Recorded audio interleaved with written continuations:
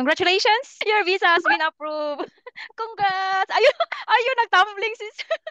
Yeah! Salamat sa inyo! Sir, kumusta, sir? Okay ra, busy kayo. Kumusta work, sir?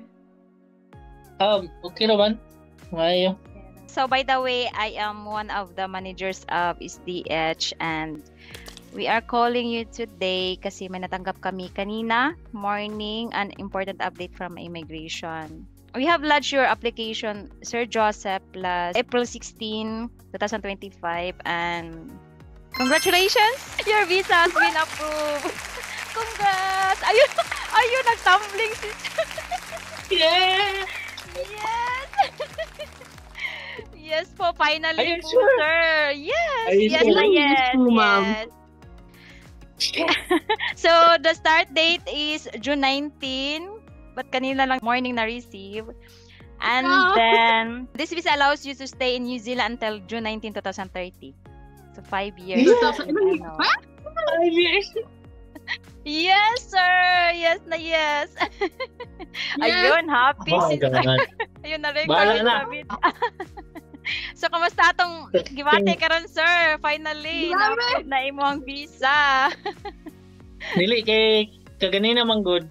Murag feeling na ko ba murag ma-deny ako ang kuan kay mo lagi kay na sila nakita ko no na taas ko na akong sugar. Tapos pag kuha nila sa kuwag blood, okay man tanan, wala may problema. Pero no, Nag-all what kagamay, happened? sir. Nag-all kay grabe akong diet baya. Wala may kong kaon og kuan. Ay, loya po this. Isda ra na yung kaunon mo. Ay, isda na lang sige. Grabe ko ka stress ba. Wala na stress, sir. Kasi approved na po siya today. Congrats! We are so happy for you and Yeah. for ma'am na na-approve na yung AAWB visa Thank you, niyo po. ma'am. Thank you sa inyong team. Thank You're you, ma'am. welcome. Saan niyo po nakilala yung SDH? Nako yung amiga dere na nag-process po sa inyo. Anya, Okay. nag-ask ko siya og kanang help ba na nawa kay kaila kanang makatabang sa kong visa. Na siya na ako kay kaila mo to nag-send siya og referral na name. Amo to kita. Nakalimot ko sa pangalan.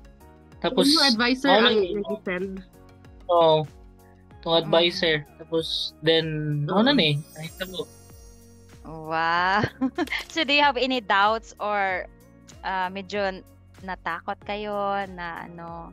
Or Dili before kayo man, nag-apply kay- ng ano, ng visa? Well, nag-doubt Wala. kay iyahang mo kung iyahang work experience kay wala ka siya certificates. Katong iyahang SSS kana pag-ibig gakabala ka gid mi kay basig dili ma-approve kay kulang among proof nga naa siya experience sa Okay. Pinas. So mo ga problema gid tapos iyaha pag yung diabetic pagid siya. Isa pagid na. But, paano kayo natulungan na SDH para malampasan yung ano na yun? Nakuha kay kanang kompleto ang update ganay kanang i-update ka ba?